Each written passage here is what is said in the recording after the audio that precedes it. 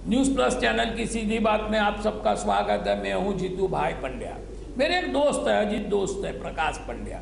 उन्होंने 2-3 दिन पहले मुझे सुझाव दिया कि मैं द्रौपदी के बारे में थोड़ी बात करूं, कुछ बात करूं। महानतम स्त्री है भारत की और मैं उसे अंजलि दूं। मैं द्रौपदी का बहुमान करूं मेरे शब्दों के द्वारा। और आज हमारे एक अखबार में द्रौपदी का उल्लेख हुआ तो मुझे लगा कि मैं आज द्रौपदी के बारे में थोड़ी बात करूंगा। तो द्रौपदी जो है भारत में सनातन काल से, आदि अनादि काल से बहुपत्नित्व का रिवाज था। मतलब एक पुरुष बहुत सारी पत्नियां करता था, मगर कहीं भी द्रौपदी और 2-3 और छोटे से उदाहरण को बात करते हैं तो भारत में बहुपतित्व की प्रथा शायद ही दिखाई देती है। तो द्रौपदी एक रिवॉल्यूशनरी, एक क्रांतिकारी स्त्री थी जिन्होंने समाज के सबसे बड़े पहलू, शादी विवाह के बारे में एक नया क्रांतिकारी विचार रखा, स्वीकार किया उन्होंने। कहा जाता है कि उन पे थोपा गया। उनकी सास ने कहा और भाइयों ने कहा कि ठीक है, हम आपकी बात मान लेते हैं। कुंती के कहने पे हुआ। मगर वो जमाने में सास के कहने पर भी 5 पतियों के साथ शादी करना एक असाधारण बात थी। और याद रहे, द्रौपदी कोई सामान्य घर की कोई छोटी मोटी लड़की नहीं थी, बड़े राजा की बड़ी राजकुमारी थी। बड़ा स्वयंवर रचा गया था जिसमें पूरे भारत से राजा महाराजा आए हुए थे। और वो स्वयंवर के बाद उनकी 5 पतियों से शादी हुई, संपन्न हुई, तब उन्होंने बड़ी गरिमापूर्ण से स्वीकृत भी किया। उन्होंने 5 शादी करना भी मंजूर किया और उसे निभाया भी। और ऐसे देखो तो द्रौपदी का जन्म भी असाधारण रहा है। जब भगवान ईश्वर अवतार लेते हैं तो वो मां के गर्भ से अवतार लेते हैं। राम और कृष्ण सबसे बड़े अवतार है, दत्तात्रेय जी सबसे बड़े अवतार है। दत्तात्रेय जी तो ब्रह्मा विष्णु महेश तीनों का सम्मिलित स्वरूप है। मगर जब भी भगवान ने, ईश्वर ने जन्म लिया, उन्होंने मां के द्वारा ही जन्म लिया है। और भारत की 2 बड़ी महासती जो शक्ति का अवतार मानी जाती है वो है द्रौपदी। उन्होंने वो मां से पैदा नहीं हुई, वो अग्नि से पैदा हुई।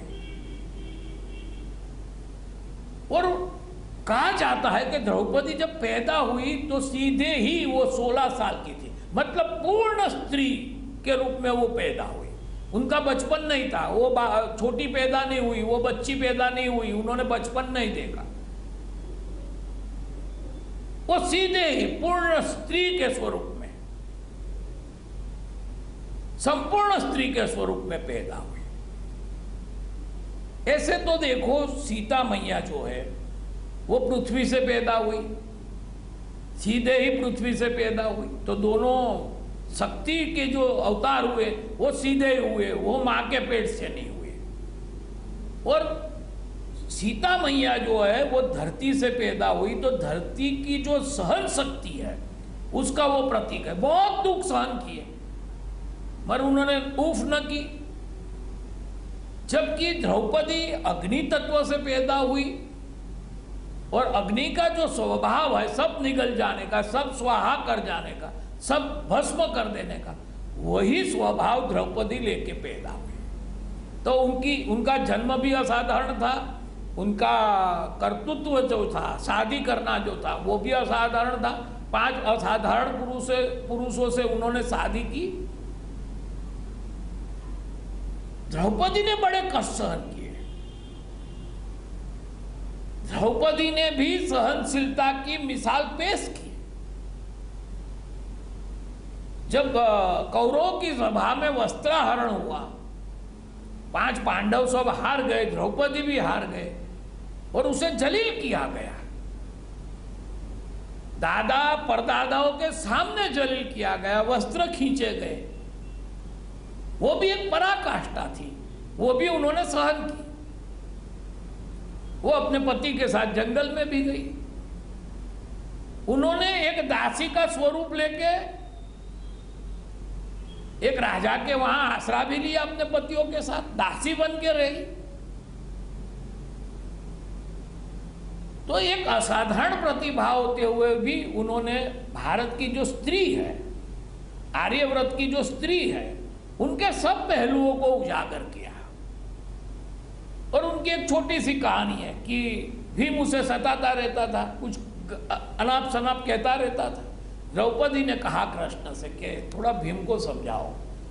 तो अमावस्या की रात थी, कृष्ण ने कहा भीम से कि हम आज जरा रात को विहार करने चलेंगे, आप किसी को बताइएगा मत।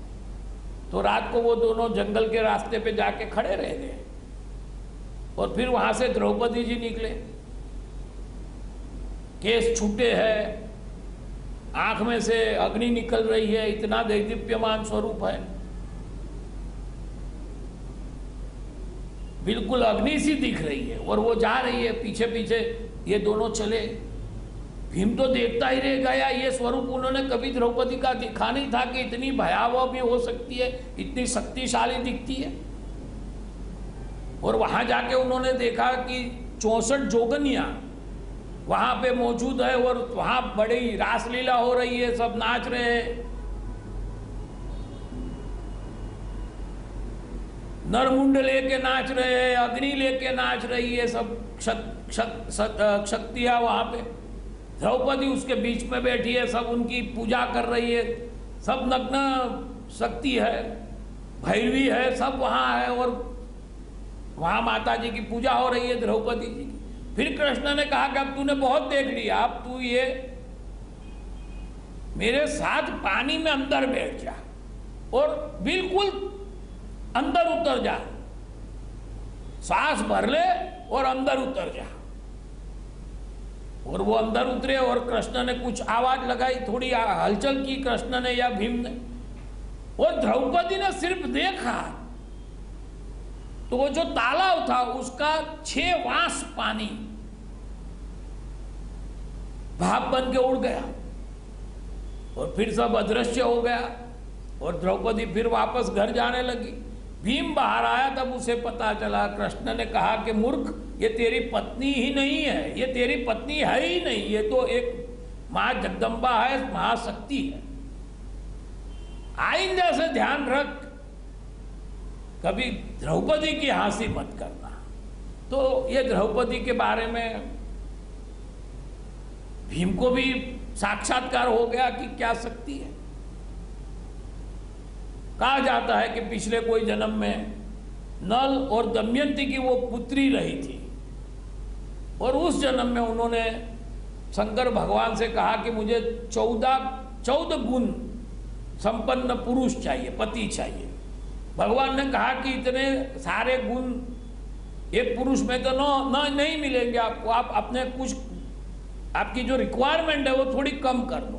उन्होंने कहा नहीं, मुझे ये 14 गुण तो चाहिए। तो उन्होंने कहा कि आपको 5 पति मिलेंगे और द्रौपदी को 5 पति मिले। दूसरी एक बात शिव पुराण में है कि शंकर भगवान ने, स्वयं शंकर भगवान ने 5 इंद्र को इकट्ठा किया। इंद्र जो है बदलते रहते हैं, 14 इंद्र बदलने के बाद इंद्राणी बदलती है। वही इंद्राणी नए इंद्र के साथ शादी कर लेती। तो पिछले 5 इंद्रों को शंकर भगवान ने बुलाया और कहा कि आप पांडवों का अवतार लेंगे और कृष्ण की मदद करेंगे। तो जो 5 पांडव है वो इंद्र ही है, पुराने इंद्र ही है। और ये जो द्रौपदी है वो इंद्राणी है। मतलब द्रौपदी ने 5 अलग पति नहीं किए, उनके ही पति थे जिन्होंने अवतार लिया। और इंद्राणी ने भी अवतार लिया, तो अपने ही पति के साथ उन्होंने फिर से शादी की। बात जो भी कुछ है, द्रौपदी का जो पात्र है वो भारत का सबसे बढ़िया, सबसे शक्तिशाली स्त्री पात्र है और हम भी उसे वंदन करते हैं। सीधी बात में आज बस इतना ही, कल हम फिर मिलेंगे।